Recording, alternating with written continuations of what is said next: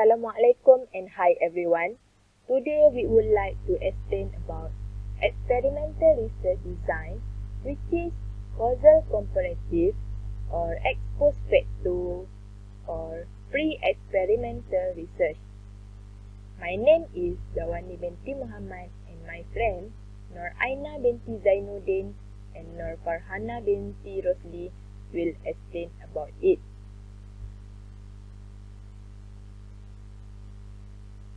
Introduction.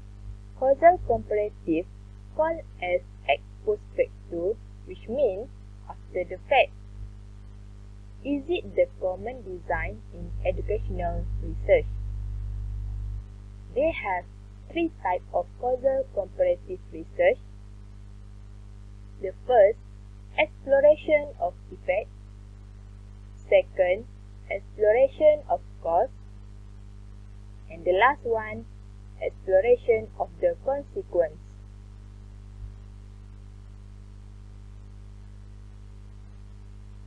Next, basic characteristic of the particular quantitative.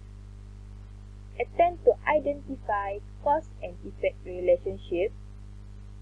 Two or more group variables include. The independent variable cannot be manipulated. Involve making comparison, less costly, less time consuming. Individuals are not randomly selected and assigned to two or more groups. Okay, now we move to the step that involves in causal comparative research. As you can see, there are 6 steps overall. Okay, for the first step is select a topic. Topic study with causal comparative research design typically catch a researcher's attention based on experiences or situations that have occurred in the real world. The second step is literature review. Literature review can assist a researcher in determining which extraneous variables may exist in the situation that they are considering studying. The third step is develop hypothesis. Hypothesis is important in order to identify the independent and dependent variables. The hypothesis describes the expected impact of the independent variable on the dependent variable. The fourth step is participant selection. Participants are already organized in groups. There are 2 groups of participants, which are experimental group and control group, or known as comparison group. One group possesses a characteristic that the other does not. The independent variable differentiating the group must be clearly and operationally defined, since each group represents a different population. The fifth step is select instruments to measure variables and collecting data. Researchers must select the instruments that are reliable and allow them to draw valid conclusions. After select the reliable and valid instruments, data for the study can be collected. And the last step is analyze and interpret results. Results or data are reported as a mean or frequency for each group. According to Lodico et al., inferential statistics used to determine whether the means for the group are significantly different from each other.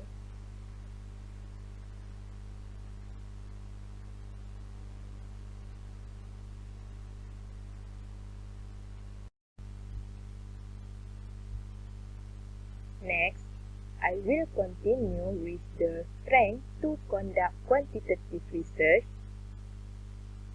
First, causes are being studied after they presumably have applied their effect on another variable. Allow researchers to study cause and effect relationship under conditions where experimental manipulation is difficult or impossible. And the last one, to help to identify variables was key experimental investigation.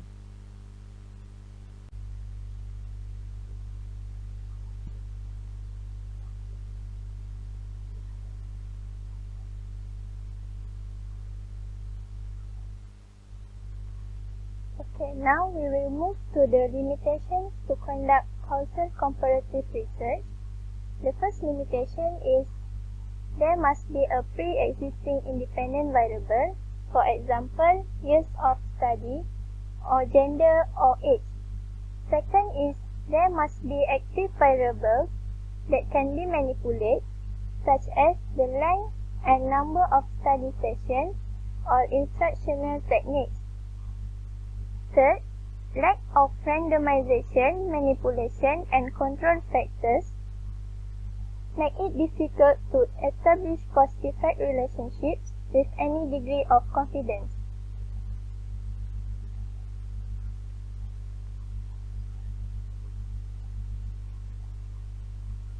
There are certain validity and reliability issues that might arise in causal comparative research. The first is the possibility exists that the groups are not equivalent on one or more important variables. Second, lack of randomization. Third, inability to manipulate an independent variable. Fourth, data collector bias. Fifth, history. Sixth, maturation. 7. Oftentimes subject bias occurs. 8. Instrument decay. 9. Attitude. 10. Regression. 11. Pre-test or treatment interaction effects. 12. Loss of subjects. And the last one is location.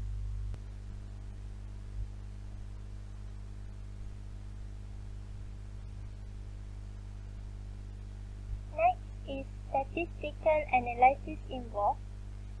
Statistical analysis involved is descriptive and inferential statistics. First is descriptive statistics.